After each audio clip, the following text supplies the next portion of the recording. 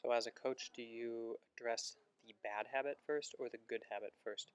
So this question comes from Jordan. First of all, welcome to Mind Games TV episode 30. Yes, 1 month every day. Well, okay, I took some weekends off, but anyway.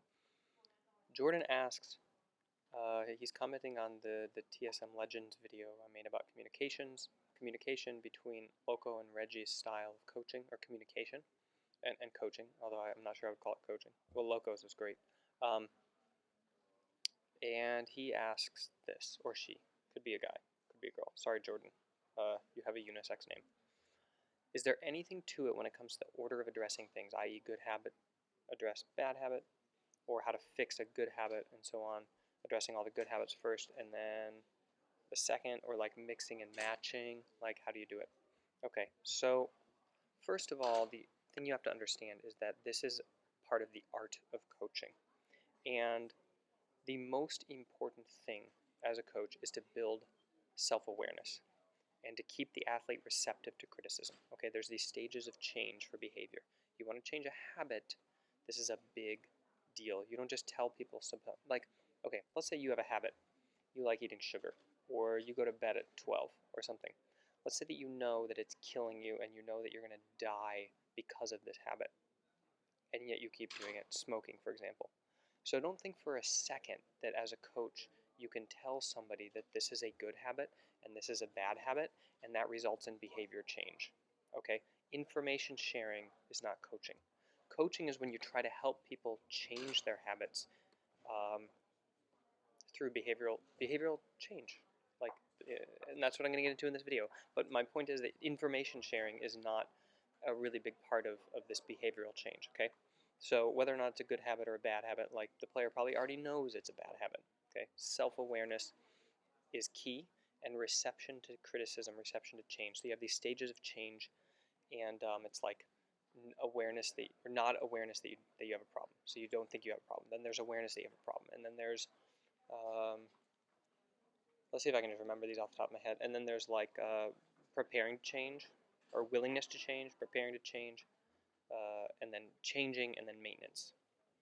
And so you want to get people in this like willingness to change and preparing to change mode, or in the changing mode, and like being supporting them. So first identify where your player is. Is he like, I don't have a problem?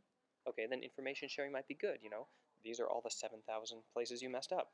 What if he's in the I have a problem and I'm trying to figure out how to change thing? So then you want to talk about like productive replacement behaviors to put in place of the bad behavior, so that they can like kind of check themselves and be aware of it. Okay, now let's say that they're in the, so they can build up a system. Now let's say they're in the actually trying to do this stage. So you want to help them become aware of when they're doing something wrong. So you like, you know, find fun ways of like reminding them without pissing them off. Like, it's that thing again we talked about, you know, or whatever. That, you know, that's one style of coaching. Or you can like smack them with a stick, whatever, that's another style. The point is to keep them in the mental state of like they're adapting and changing, while still making sure that they're like they're becoming aware of the behavior. Okay, and then you have the like maintenance phase, which is when you're mostly trying to keep them accountable to themselves, not let them slip into bad habits, back into bad habits. So sometimes this involves cuddling them, sometimes it involves humbling them.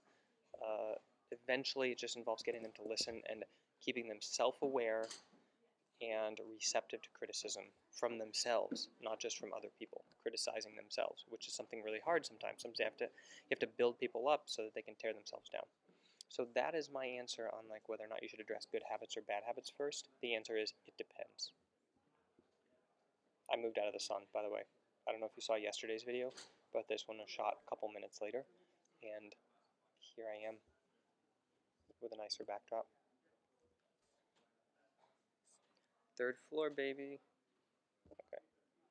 So I made a new way to submit questions for the show. Please go to mindgames.gg/TV. Mindgames.gg/TV. You'll find the link down below. This is where you can submit questions. It's all automated now. It just goes straight to my inbox. It queues it up for me in the notes so I can just burn through them.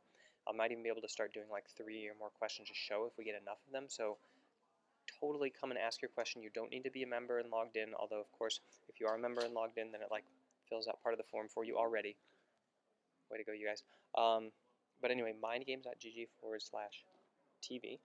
And this video show is sponsored by you guys, by the patrons of Mind Games. You can see them at mindgames.gg/patron.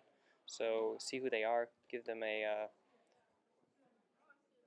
like a digital pat on the back, I guess. Not really sure how you do that. I think if they were like an Instagram, you'd be able to heart them, but I don't know how to digitally pat them on the back through a web page. But anyway, you'll see them on mindgames.gg/patron and join their ranks for €5 a month. Support Mind Games and all the content we produce. See you tomorrow.